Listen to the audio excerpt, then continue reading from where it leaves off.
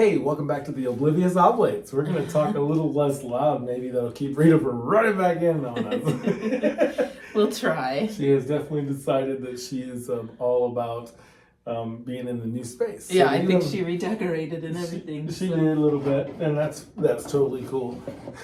So today's joke.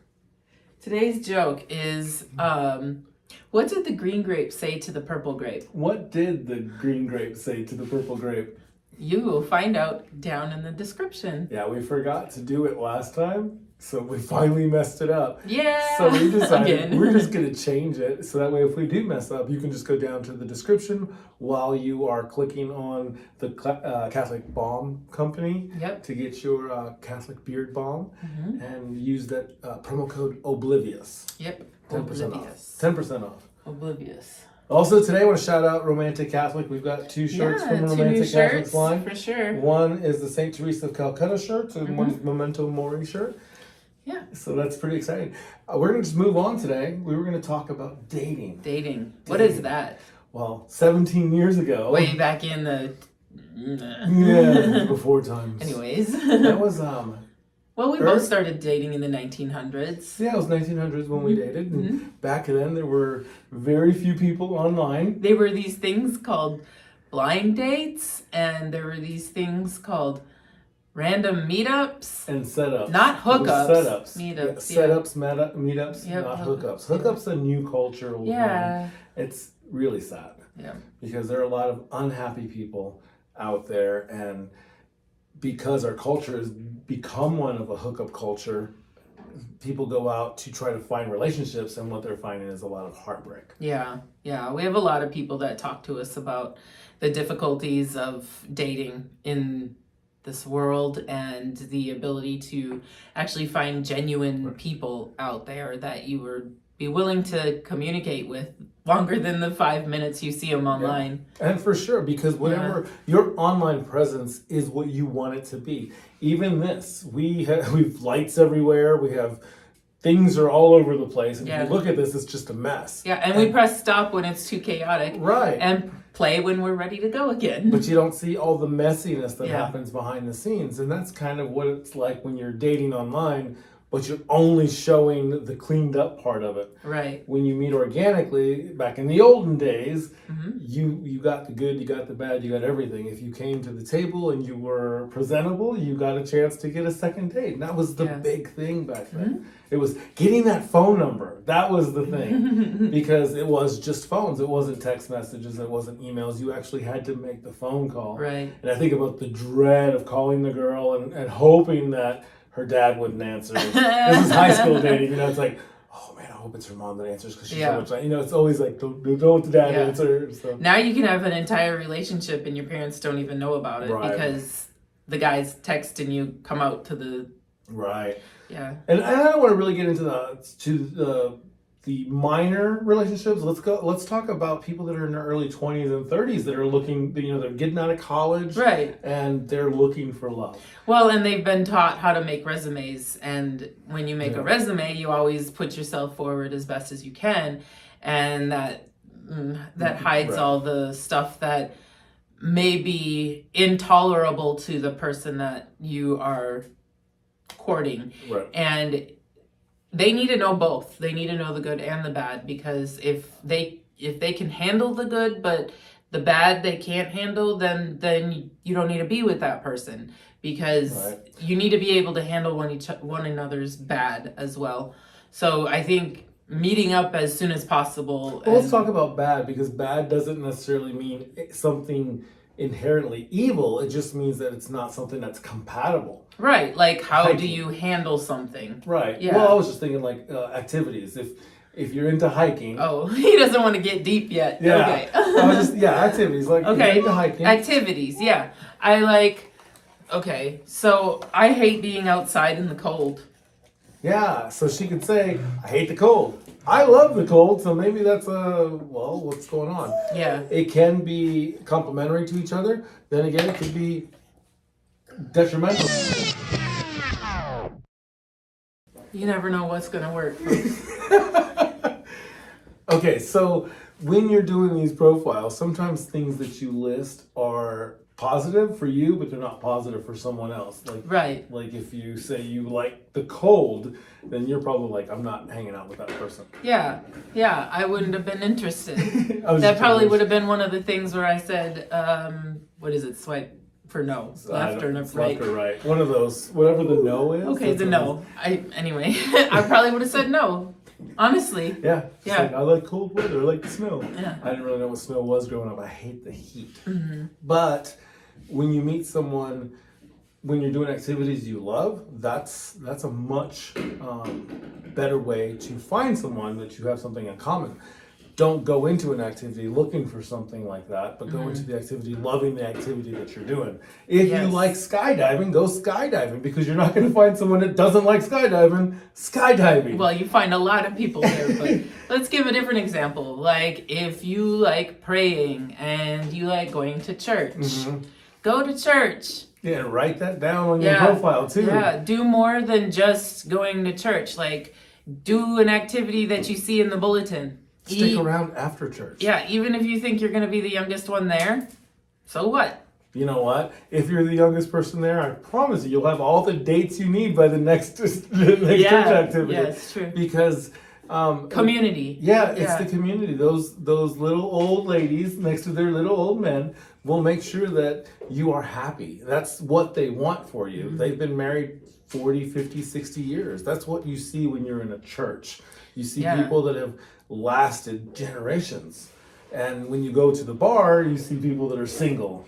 And you're not going to build those communities around. So church is a good place to go. Other activities, art activities, things where like-minded things. Mm-hmm. So if you're not a Christian or you're not a Christian yet, things like art nights where you can go and everybody paints and stuff. That's a great place to go to meet people. Yeah.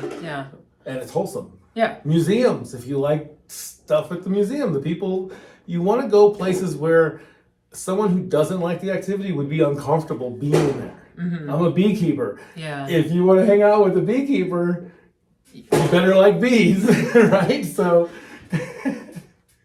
what? Well, that's 2 strikes on you from me. Yeah, so how is it that you could be with someone who likes the cold weather, who started beekeeping. Of course, I wasn't beekeeping when we were dating. You've changed. It's something I got into. But if I had been beekeeping and that was my thing, and I wanted to meet someone, beekeeping would be a pretty cool thing. I'd go to the beekeeping conventions and stuff that they have. For sure. I really like youth ministry, so I went to youth ministry conventions, and we did itinerant ministry, and we were traveling around doing stuff. And she's playing with a big stacky toy. Yeah. So that's RiGht giving us. I like that soundtrack. I can deal with that all day long. Hopefully it's not too loud on the screen. Where was that? So we went to the youth conference. Because we were both into it. You were a youth minister in Oklahoma, and I was a youth minister in Washington, and this convention came up, and we were both interested, so we went. Yes. So we were there, and we ended up doing the same kinds of things, and then we ended up spending the weekend together, hanging out, and going to different prayer services, different things that the shows and stuff that the Vegas offered. It was a lot of fun. Mm-hmm. But we weren't. I wasn't really into you. Yeah, I was. Yeah, I was. Well, you weren't into me. I wasn't. I kind of got into you a lot faster than you got into me. But it was Hey, just girls, that's a hack, by the way. What's that? Go ahead, say it. We should know this. There's no secrets anymore because everybody just put everything out on social media. All right, baby girls. It's hurting people. Right, here it is. So. The guy needs to be more into you than you are into them. I'd say the same thing back. The girl has to be more into you than you need to be into them. Nope. It only works that way. It only works that way when you try to anticipate someone. Okay. And you try to honor them. You're not going to honor somebody you think you're above. Right. So. Right. So I think that you're more into me than I'm into you, and you think that I'm more into you than you're into me. And that's how it works. No, I'm more into you than you are into me. So you know that you're more into me than I am into you. Yeah. So I'm saying that I love you more than you love me, and you're agreeing. Yes. You heard that, right? So I love her more than she loves me. But the reason why that works is because, I shouldn't say but, and the reason why that works, because but excludes and includes. And so the reason why that works... Wrong. That's a new thing. That and but excluding, that's a new phenomenon that they're actually using to destroy the nuclear family and to rewrite scripture. In the early church, we were just talking about that in the Lord's Prayer. It says, "Lead us not into temptation, but deliver us from evil." In the old use of the word "but," it wasn't used as exclusionary, but as an addition to. So it was, "Lead us not into temptation, but deliver us from evil." So you're asking for both things. So it's not you're getting this or that. In the original use of the word "but," it was all encompassing of both, whereas when you say "and," you're asking for them separately. So let's reclaim the but. Let's reclaim the but. Yes! So in the Lord's Prayer, when but is used, it's not exclusionary. It's this and that. Yeah. So it's a lot bigger, and you have to go back. That was another thing I got to learn hanging out with some monks. Yeah. So and letting a little kid ask questions. Yeah, and that was it. My son asked the monk the question, and the answer was way above my head, which was amazing because they spend so much time in prayer. Yeah. So let's okay. I didn't mean to interrupt you, but that was something new that I just learned, and I wanted to share that with you because. But let's use reclaim the because we stopped using it like 2 years ago. That's a new thing, and it's people that control the language will control the education and the communication. This is true. And the Catholic Church controls the Latin language. So we know what the church teaches. Mother Church controls that language. So when we look into the world, we have to decide who controls our language. In the United States, it's our culture. In the United Kingdom, even though they speak English, it's totally a different, you know, their slang and everything's going to be different. All I'm thinking about is how much bigger we want butts. A lot of words we need to make bigger. And we need to reclaim. Yeah, but the butt is bigger. The butt is bigger. Because you're asking for more. And this is why.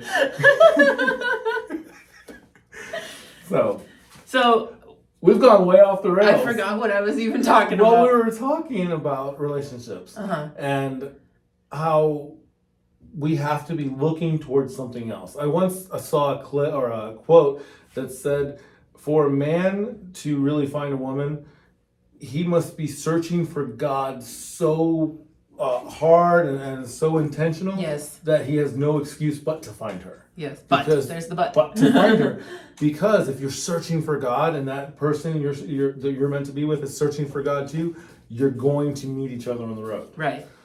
When you're like, well, I want this thing, I want that. Yeah. People aren't what they end up being. Or what they want, even, because you don't know really what you want or how it's going to end up. I remember where I was at with this whole thing. Women accept a lot more forgivingly and widely than men do. Men are a lot more discerning than women are. Okay, I'll go there. Come on. I'd say 95% of the time. Men are more discerning than women? Yes. Okay. Yep. Keep going. And so women will basically put up with a lot more than a man will. About 90 to 95% of the time. As far as, give and take in their list of demands. Yeah, it's interesting. There was a statistic on divorce right now where they said it's still like right around 50%, but 80% and higher is the women bring the divorce. Yes. So how does that play with what you just said? Because men seem to be tolerating a lot more when it comes to relationships now. Oh, I'm talking about in the dating world. Well, I know in the dating world, some men are saying, I'm not dating anymore because of the way that's happened. They're like, well, I have my house, I have my job, I have my career. If I get married, I have a chance of losing half of that. Right, and that's the destruction of the nuclear family. Yeah. Saying that my career, my status is more important than bringing more life into this world beyond me. And then so what I'm seeing our old Catholic friends, our old Christian friends, people that have just walked away from the church are struggling to find relationships now because they still have this set of values and these moral traditions, but they're not participating anymore. So they go out and they're finding things that just make them feel good, and they're realizing that they're being used. Yeah. And there was a podcast that just came up. I want to get your reaction to it. Okay. I don't know if I want to do it here. Yeah, it's a longer reaction, so I want to pull some clips. But I'm gonna link the podcast. It's Michael Knowles from the Daily Wire, and he's on the At Whatever podcast, debating the pro-life side against 6 females and then the host. So the host is doing a really good job of keeping it back. But so it's a guy debating 6 girls, and it really shows you where our culture is now, because they're not even debating abortion anymore. Are they just attacking him? It's not even attacking him, but it's attacking the idea of even being open to the idea that a baby is a baby. So it's gotten to the point where not only do people not believe it's a life anymore, but listening to you say that it's a life is so far against their moral compass that they won't even talk to you. I will not change my mind. I won't even listen to you. Okay. Because nothing you say can bring me any change of mind. Yeah. What I saw, and I could be very wrong, is a lot of young ladies that had abortions and cannot say it's wrong because they did it. Right, because they want to justify their actions. Yes. So we are in a world where there are women fighting for the right to kill their babies, and they will not discuss it. There is a path, ladies. There is a path. And if you need to, reach out to me. As a former director of Crisis Pregnancy Center, I've come across a lot of women who've had abortions that have a really hard time even getting around the beginning of grief with that. And so I'll just reach out if you have been there and you are hurting and it's making you hurt other people, maybe reach out. I'm here. Yeah. And men, we just celebrated the feast of Saint Joseph. And Saint Joseph is the epitome of a stepfather. We have a lot of single mothers in the world right now. The pandemic increased single mothers. I don't know the exact number, but if you look it up, it's horrid. Yeah. And there's a lot of single dads now too, but obviously there's always more single mothers. That means they are either going to be single forever or they're going to find someone that's willing to love them. And their children. And there's some women that have had abortions and don't think they deserve to be loved anymore, especially people that have grown up in the Catholic Church. Yeah. I can speak to the Catholic Church. I know other churches would feel the same way, but we are so fixated on protecting these babies that sometimes people think that they're not welcome anymore because they've had an abortion. And that can't be further from the truth. No. That can't be further from the truth. You can be loved. Yes. You can absolutely be loved again. Especially as a man who didn't have a choice in the matter. And you feel guilty about that? Yeah, come talk to us. Come to the church. You are welcome. You are not shunned like the media will have you believe. Some of the new cultural people will say that you are shunned if you've had an abortion. We don't support abortion in any way. We can't support it, but we will always support our people, our moms, our dads, our babies, right? Right. So why does that lead us back to, or dating? How does that go to dating? Well, dating. We got heavy. Dating in the church is one of the main things is procreation. Yeah. Be fruitful and multiply. It's not the only thing, but it's a very important thing. She's doing our lights now. This is great. I love it. Oh, did it change? Yeah, it's gonna really jack with the That's beautiful. It's pretty. You made it pretty. Awesome. So we go back to dating, and we're talking about being open to life. And so when you're dating someone, if you're a Catholic, you have to be open to life from the beginning. Right. Whether you shouldn't be fornicating and doing all that stuff ahead of time, but you should be open to life. You should know that if I marry this person, our intention is let me get her out of that. Well, so you have your standards when you're dating, and I tell everybody, especially when they're single, this is your time to be specific. This is your time to be really firm with your boundaries, because if you ain't gonna put up with it, it's something that's life. If you're looking to be with somebody for life, Absolutely. It's not a, oh, well, he picks his teeth, I can't handle that, or something like that. It's, it's things that will really cut you to the core. Just be real specific about what you are looking at when you date, and don't accept anything less. Yeah, don't compromise who you are going to be and what your goals are going to be because you think you're not going to find love, because there will always be someone there that's willing to travel that road with you. Right. And go up when you're thinking I got a date. Don't go down when you're thinking I got a date. When I say that, I mean surround yourself with the 10 people that emulate what you want to become. If you surround yourself with those people, then the right people will surround themselves with you. Right. And that's how you guys orbit in the same stratosphere and are able to meet one another. Absolutely. Dating is scary. And you have to be vulnerable and at the same time be guarded. Yeah. Because you can't just throw everything out there on the first date. If someone expects you to, that's probably a red flag. Yeah.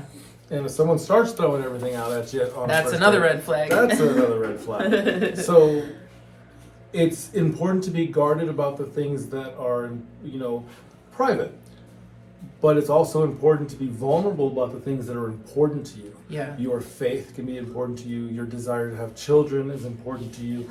Your desire not to have children may be important to you. Your desire to travel. Those things that are absolutely important to you, because you don't want to be the single person sitting at home while your spouse is at work and you never get to travel and you never get to do any of those things because, man, that person was cute. Or they could really dance, or they made me feel good in that moment. Yeah. To really get a chance to get to know someone.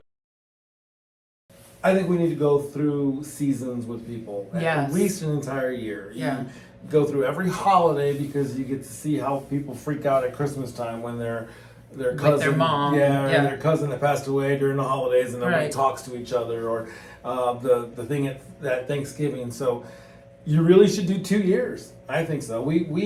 Our engagement was just under 2 years, but our families were so far apart. Yeah. But if you have we the dated option, for a year, and then we were engaged for just under a year. So, right? So, yeah. So that full engagement. But if you really want to get to know someone, flip the holidays. Like literally, like go to Easter one year with one person, Easter the other year with the other family. And I would recommend that you make a plan immediately to not go to Easter and Thanksgiving and Christmas with your extended family after about 5 years. Just make that plan, because once you start having kids, things get a lot harder. And then it's like, do we go to this one or do we go to that one? So I would recommend that once you start having kids, you start building your own traditions and work with your family to get them to come visit you. And maybe if you have a lot of brothers and sisters and stuff, you guys can take turns. But once you start having kids, your family, your parents should stop doing that stuff. They should be attending, I think.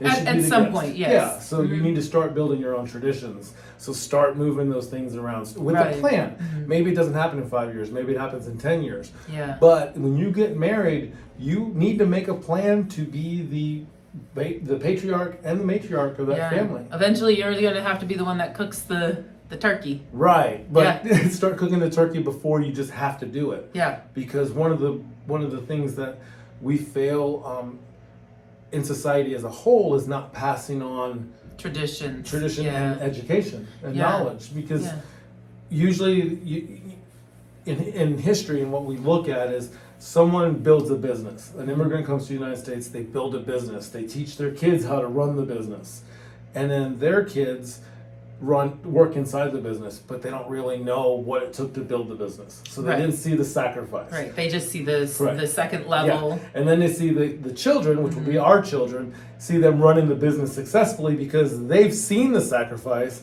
They know how to run the business, but they're not really, and usually they don't pass that on to that third generation. Right. So by the time the third generation takes over the business, it's already easy. They don't care. Yeah. They don't know what the business is. If it starts to struggle, they'll just sell it. And then by the fourth generation, they're already interested in something else. Right. So it's really important that you take the reins when you're building a relationship to know that you have to be that strong generation from the beginning. That's the promises we make during our vows. We are going to live this richer, poor, because when you are building from nothing and you are trying to build a family, just like with Jesus and the apostles, there's just a few. You have to build from the ground up, and sometimes it's really hard, and it's a little easier for the next generation. Right, and I'm just brought back to our oblate promise is one, with stability. Once you've anchored yourself in a relationship, it's important to anchor yourself in community. So there's 3 promises. Or the other way around, anchor yourself in the community and the relationship will come. Absolutely. Yeah. And if you want to be an oblate, please come check it out. We have an oblate days coming up. You can shameless plug. Yeah, shameless plug. You can check that out.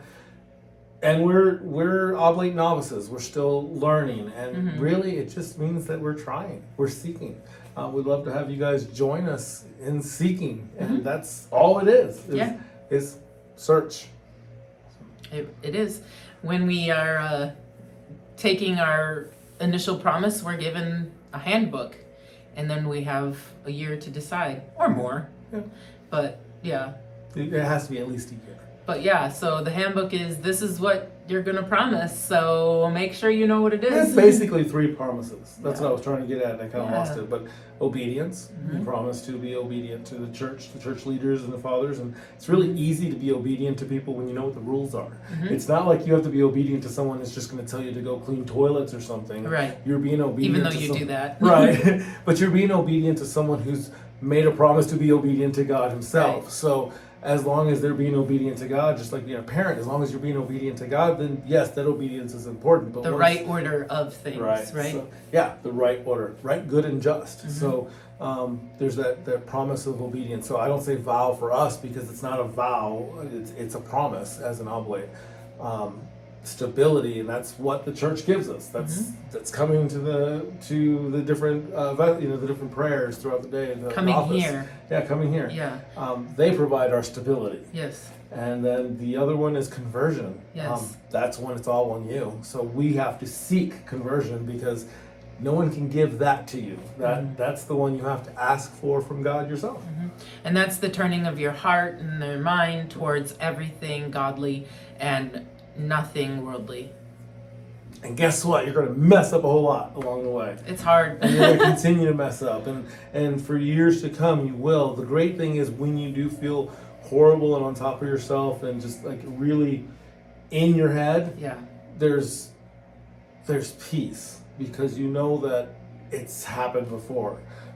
People have experienced all this before. People have turned from God all before. Yes. And a priest will always tell you, there's nothing under the sun that I haven't heard in confession. I've known a lot of priests. And I've told a lot of confessions. And so the thing is, it's like, there's nothing new under the sun. If there's nothing new under the sun, why should you be ashamed? I did hear about a confession from a penitent, so it's not from a priest, but he told me that he did surprise a priest one time. Oh yeah? He's a veteran, he was a sniper, he just gotten back from war, and he had like 50-something confirmed kills. The second he got back to stateside, he went straight to the church and went to confession because 100%. it was eating him up. Yeah. And he went in there, forgive me, Father, for I have sinned, I've killed 54 men. And he said the priest just went quiet and he had to lead him, and he said he had to end up explaining to the priest what had happened, and the priest had started laughing and saying, that's different, but he said, like, even though it was quiet, he could feel the tension in the confessional on the other side. So there are some people that can surprise a priest, and it was a young priest, he said, so it was probably right out of seminary, and it was right in Washington, D.C. Yes. So. And he didn't give any because he's a vet, he didn't give any preface to it at all. Preface was the word I was looking for. He didn't give any preface. And God forgive me for laughing, because it's making still the souls, 54 right. souls that were killed by this man. Yeah. But so he did get scared because he didn't know how to handle it for a second. Yeah. So now he's never heard anything under this, nothing. So no, if you really, he broke him in very well. Right. So if you really feel like your soul, you can't be loved, find the oldest priest you can find. Oh my goodness, yeah. That's it. Just find the oldest priest you can find. The one that needs help to get to the confessional. Yeah. That's the one you need to confess to, because nothing will surprise them. Nothing. And they will have so much wisdom and so much love to share to you.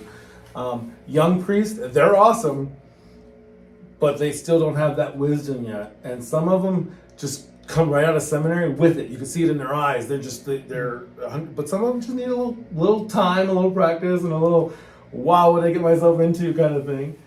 But we're lucky in Oklahoma. I couldn't think of one priest that I've gone to here in Oklahoma, currently working, that I would feel weird about going to. Yeah. Is there anybody that have you ever had a bad experience in a confessional? I've had bad experiences in confessionals. But have you ever had a bad experience in a confessional? Like not come out ready? No, I never go into the confessional not ready. Okay. Yeah. I mean like ready to hit the world when you come back out. Have you ever come out and be like, oh, that sucks. That didn't work. Never. You've never interrupted your confession? Mm-mm. See, I've interrupted my confessions before. And unfortunately, that's okay. The priest will be like, go back, try again. Sometimes we're not ready. Yeah. Sometimes we're not ready. We don't know enough about what the sacrament is, or we don't know enough about how grave our sin may be. Yeah, sometimes we're not ready. I'm going to check on Rita because now she's not interrupted. It's making me just as nervous as when she does interrupt us. Some of the things that we kind of talked about, when you're dating. Be specific.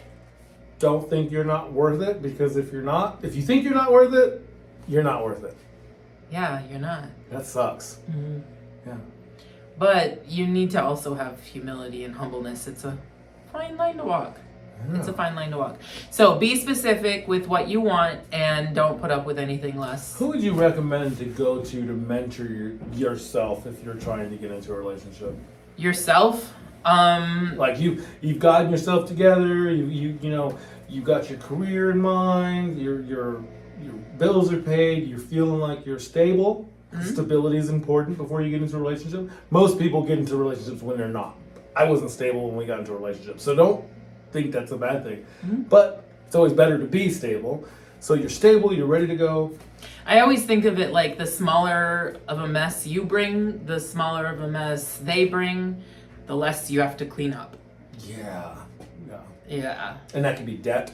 That could be a spiritual mess. It could be trauma. Trauma is one of those things that people bring into relationships a lot, and we don't talk about it. And it's a shame, because you're promising to love this person and to be honest with them, and then you find out years later that they didn't mean to lie to you, but they are holding this trauma within them that they've never shared with anyone. Yeah, it's also and never come to grips with themselves. Yeah, and also, they may say they love you, but like we talked about before in the other previous episode, what is love? Well, love may be, I scream at you when I'm mad. Yeah. Yeah. So do they know how to love? Do they really know what love means? Do you guys have the same definitions of That's love? a big one, because whenever you're, if you're going to debate someone, you have to have the same dictionary.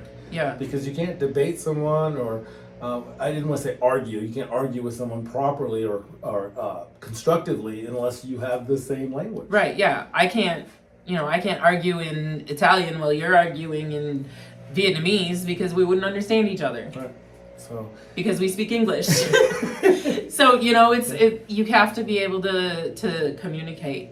Yeah, communication is key, and it's hard to put that all together. But okay, so know what you want, be specific with what you want, hang out with the people that make you better, not worse. Go to get filled spiritually, however you do that, and put yourself in the places that you're going to want to hang out later, because if you meet someone there, you're going to want to hang out there. Right. Yep. So there are, just to close, let's talk about what your options are in life. And we call those vocations in our church. Yeah. And usually people think of vocations as being a priest and, doing all that, or even being a monk. But vocations, there's several different vocations. Obviously being a priest or a brother is a vocation. Being married is a vocation. We even say single life is a vocation. And that's an interesting one because there's not a lot of stuff out there for those single people. But if you find someone that's legitimately living the single life as a vocation, it's pretty neat to watch. Because it's a layperson like us that's living like a sister or a brother. And they're just, it's pretty cool. We know a nomadic person that's living the single life. We know someone else that's, they're pretty cool people. And I want my kids to meet them because they are learning holiness in a different direction. Right. And that's something that most people don't get to see. And then so there's the, is there another vocation out there? Am I missing one? Of course, we have deacons and we have sisters. I didn't say those specifically. What else am I missing? I don't think I'm missing anything. If I am, put it in the comments. Okay. But vocation really means that this is what you're going to devote your life to. Your entire life is going to be devoted to God in this way. As an oblate, we're making these promises. It's not a vocation. Our vocation is being married. Right. But being oblates lets us live a little bit in the vocation of the monks, kind of like alongside them. Brother John Michael said it best. He said, when you're an oblate, you're just part of the family, like an extended member of the family, like a cousin or something like that. We love you, we want you here, you're part of us, because you just don't dress the same. And you don't dress the same. You don't dress the same. You don't use the same bathrooms. You're not picking out hair from the toothpaste or something. So it's really a cool way to be a part of this community here, and it's so nice when it's just a beautiful way to live a spirituality. And I can tell you, come check out the Oblate Days. If you're single and you're looking for someone, there are a lot of single people at the Oblate Days. There just are, because they're not searching for love right now. Don't come here just searching for love unless you're searching for love from Christ. Yeah, no. But come here looking for that stability, that support, because someone you may meet may know that person that's going to be your life partner forever. That's right. And the only way you're going to meet good people is to be around good people, and you're not going to be around good people when you're looking at a computer screen because you don't know what's on the other side. You just don't. Yeah. And there's a lot of yentas in the Catholic Church. Oh, there's a lot. Go ahead and tell us what yenta is. It's a Jewish word, but go ahead, tell us. A Jewish word, the Jewish word yenta. It's basically a matchmaker. Yeah. So, like he said earlier, if you come to church single, there's going to be a lot of people coming to say, I've got someone that you should meet. Or you're new to our church, aren't you? Hey, what do you are you from here? Do you work here? They size you up quick. And those yentas can get you connected to the ones that you need to seek out. And they might not set you up with someone, but they might say, you really need to go to our young adult group, or you really need to go to our Ultra Society, or our Knights of Columbus, or whatever that organization is. Those older people in the parish, like us, because we're becoming those older people in our parish, we want you here. Yeah. And I've been a yenta for marriages that have lasted. We want you to join us. Misery loves company, so does joy. Yeah. And so when you're a Christian, we want to invite you to join us. We want you here, and the only way that we are going to grow as a faith is to have the young people. And the young people are the babies, and the only way you're going to have the babies is if those young adults are having babies. And right now we're in a place in our world and our culture where people are having children. Yeah, politically right now we're split.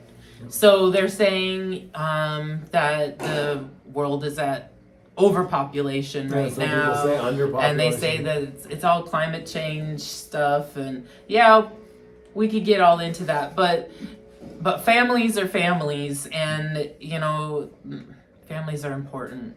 You can't carry on a faith to a dog. No, you can't. Or a cat or a hamster. Yeah. You can show them love, they can show you love, but in the end, you really need to have a partner. And I know people are called to the single life. I can't speak to that. But if you're called to the married life, or you're probably seeking that. So if you're thinking, I want to be married, you're probably called to the married life. It's very possible. So you should go and do a retreat. And, you know, I prayed about the priesthood. I'll share this and then we'll call it good for the night. But I prayed for the priesthood a couple times in my life. And the last time I prayed about being a priest, obviously I did become a priest, was in Las Vegas. I was on the back dock going through this horrible divorce. I'm trying to figure out this custody thing with my kids, and my life is just like, it's a roller coaster.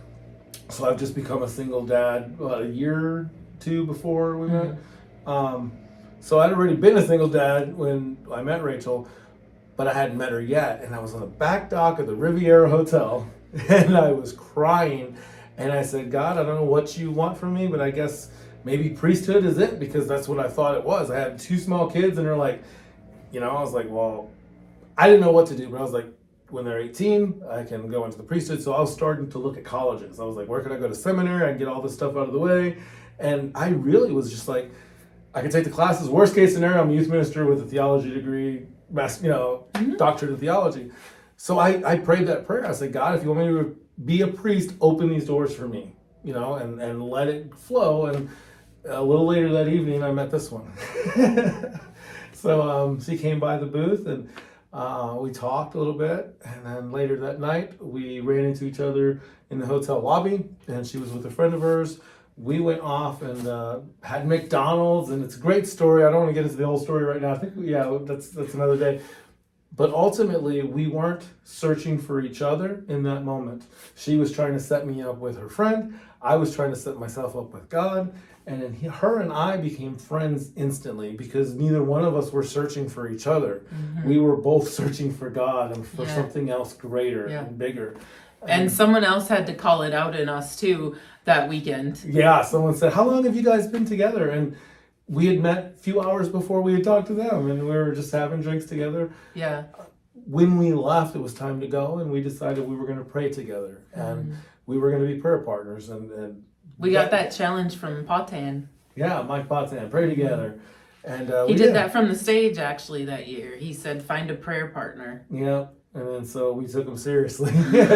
And it's your fault, Potan. It's your turn, Potan. Yeah, I'm gonna tag him in this one and timestamp.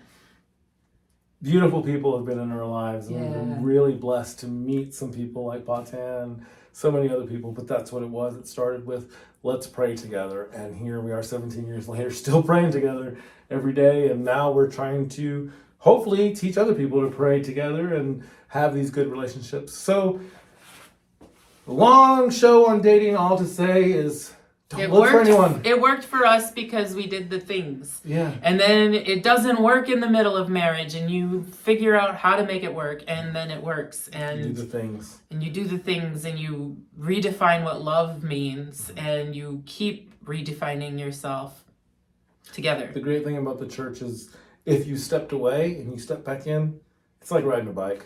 Yeah. You're getting accepted back, and you can get your heartbeats in rhythm again. And that's the beauty of the church. You know, when the pandemic hit, we were just watching church on TV, and it's not the same. It just isn't. You know, you have to be in community, or you're just missing a big part of what Christ came to this world to do, and that was to build the community of the church. So, you ready to say goodbye? It's also what Christ came to do. He said, work hard, be kind, and have fun.